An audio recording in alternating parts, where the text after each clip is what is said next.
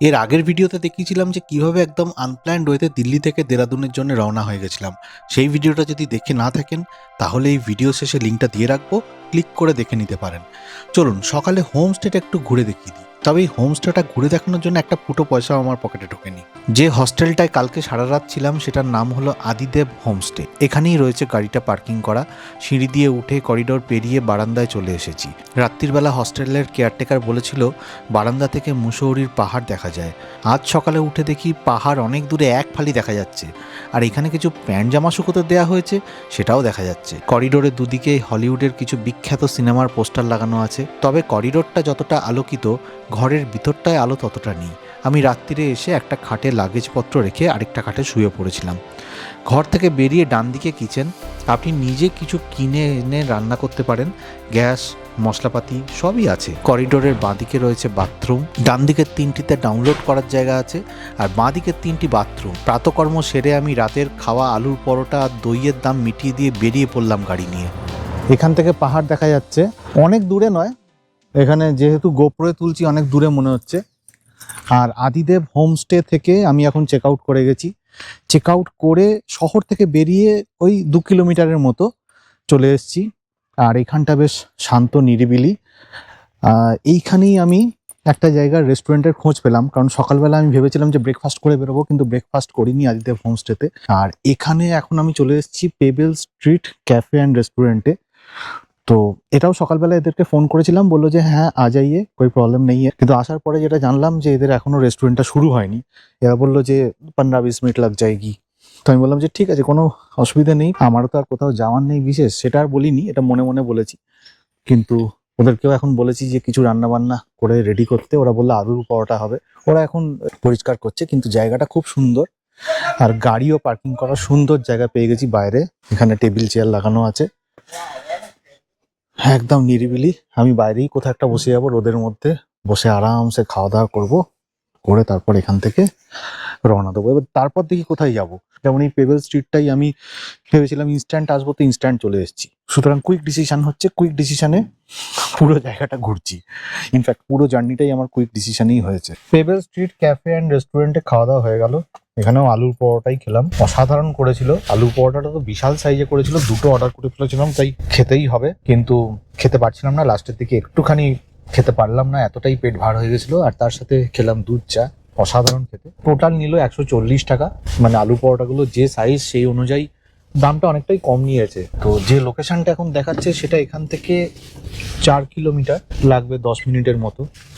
বাবা, এটা অবশ্য অন্য রাস্তা। মানে আদিদেব হোমস্টে যেটা আছে সেটা আমাকে একটুখানি গিয়ে ডান দিক থেকে আসতে হয়েছিল, আর এটা এখন আমরা বাঁদিকে যাব। ওখানটা একটু পাহাড়ের ভিউটাও সুন্দর। এমনিতেই খাওয়া দাওয়া প্রচুর হয়ে গেছে, দুপুরের লাঞ্চ যদি স্কিপও হয়ে যায় তাহলেও কোনো ব্যাপার না। সকালবেলা যেখানে ব্রেকফাস্ট করেছিলাম সেখান থেকে প্রায় 4 কিলোমিটার দূরে একটু নিচের দিকে নামতে হয়। তো এই অ্যাডভেঞ্চার হাবেই আমি কথাবার্তা বললাম। ওরা বললো যে হ্যাঁ ওরা প্যারাগ্লাইডিং করায়। প্যারাগ্লাইডিং করার জন্য 3,800 টাকা লাগবে, ইনক্লুডিং ক্যামেরা। আমিও দেখলাম যে ওয়েদার ঠিক আছে। ইনফ্যাক্ট এর আগেও আমি যখন ডেলোতে গেছিলাম কালিম্পং থেকে, তখন দুবার প্যারাগ্লাইডিং করেছি এর আগে। তো ভাবলাম যে একবার উত্তরাখণ্ডেও প্যারাগ্লাইডিং হয়ে যাক। তো সেই জন্য 3,800 টাকা দিয়ে বুকিংও করে নিলাম। আর তারপর ওদের নিজস্ব গাড়ি ছিল, সেই গাড়িতে করে, একটা বোলেরো গাড়ি ছিল, বোলেরো গাড়িটা করে আমরা অনেকটা উপরে গেলাম। আর ওখানে অনেক লোক জড়ো হয়ে গেছিল। মানে আমি জানি না যে প্যারাগ্লাইডিং ওখানে খুব ফ্রিকোয়েন্ট হয় কিনা, কিন্তু যখন প্যারাগ্লাইডিং করতে আরম্ভ করলাম তখন 10-15 জন লোক একবারে ভিড় করে দাঁড়িয়েছিল। তাদেরকে আবার পেছনে যেতে বলা হলো যে প্যারাগ্লাইডিং করবো বলে প্যারাশুটটাকে ওড়ার জন্য তো জায়গা চাই।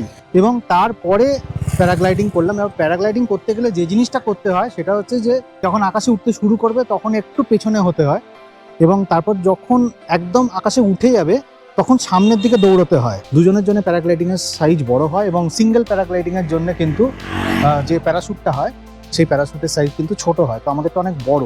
তো আলটিমেটলি আমরা দুজনে মিলে দৌড়তে লাগলাম। দৌড়ে গিয়ে আমরা প্যারাগ্লাইডিং করতে শুরু করে দিলাম।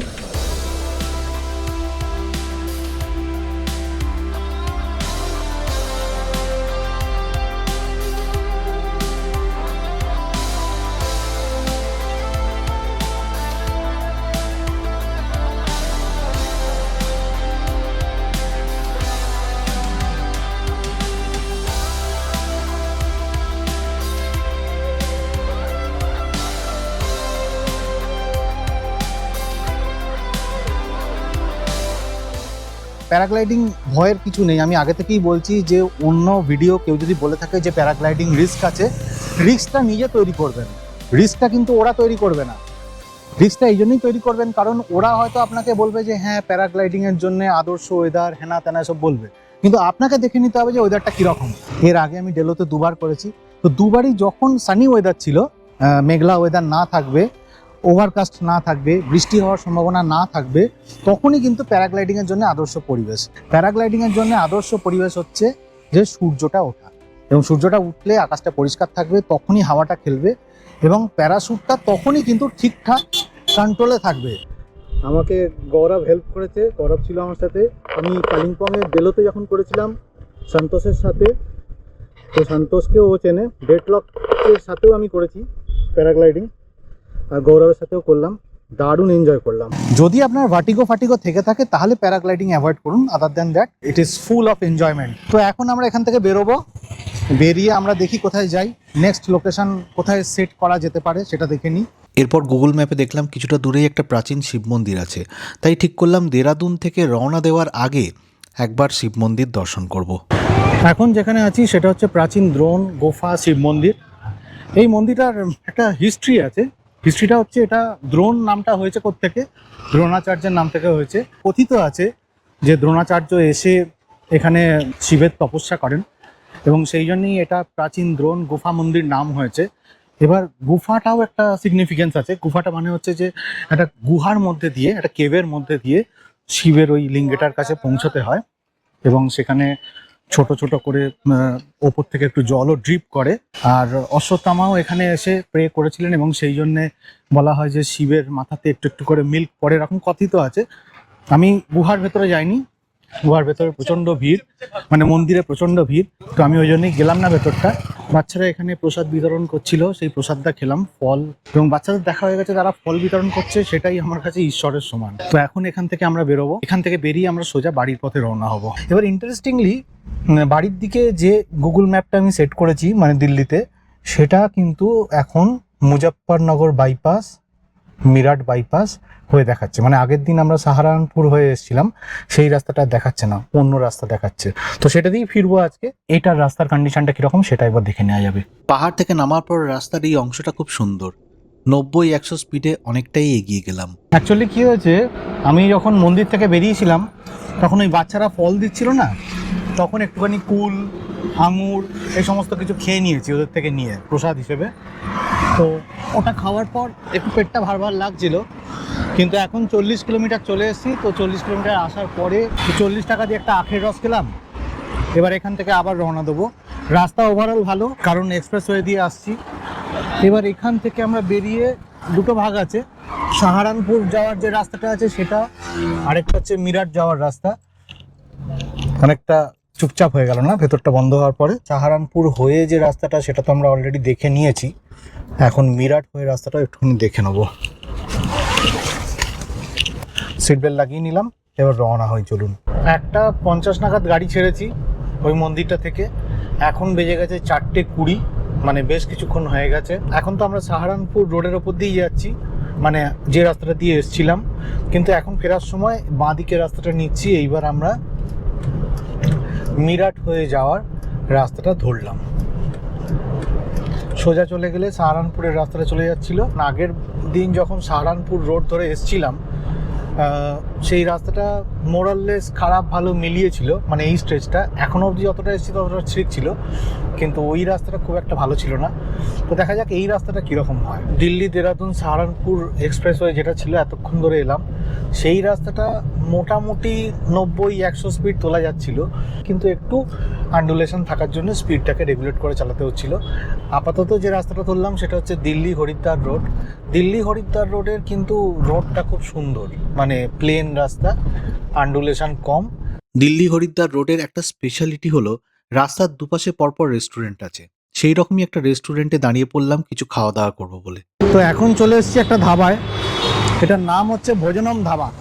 তো এখানে এই খাটিয়া পেতে বসে পড়েছি, অনেকদিন বাদে খাটিয়া বসতে বেশ ভালোও লাগছে। প্রায় 2-3 ঘন্টা চালিয়েছি, আরও বেশি হবে মনে হচ্ছে। তবে দিল্লি এখান থেকে 117 কিলোমিটারের মতো বাকি, প্রায় 2.5 ঘন্টার মতো গাড়ি চালানো বাকি আছে। এটার নাম হচ্ছে ভোজনম ধাবা। তো এই ভোজনম ধাবায় কিছু ভোজনম করব। খাওয়া দাওয়া বলতে এখানে আলু পেঁয়াজের পকোড়া আছে, কিন্তু পকোড়া খেতে ভাল লাগছে না, পনির পকোড়া আলু পেঁয়াজের পকোড়া। তাই এদের বললাম যে একটু ম্যাগি ট্যাগি করে দিতে। তো ম্যাগি করবে এরা, তার সাথে দুধ চাও করবে। গাড়িটাও একটু রেস্ট নিচ্ছে। আর রাস্তা ওভারঅল ভালো দিল্লি হরিদ্বার রোডের। তবে রাস্তায় একটা ক্যাচ আছে, সেটা হচ্ছে যে রাস্তায় লোকে এত জোরে গাড়ি চালাচ্ছে যে একটু কেয়ারফুলি গাড়ি চালাতে হচ্ছে, কারণ রেকলেস ড্রাইভিং হচ্ছে এই রাস্তায়।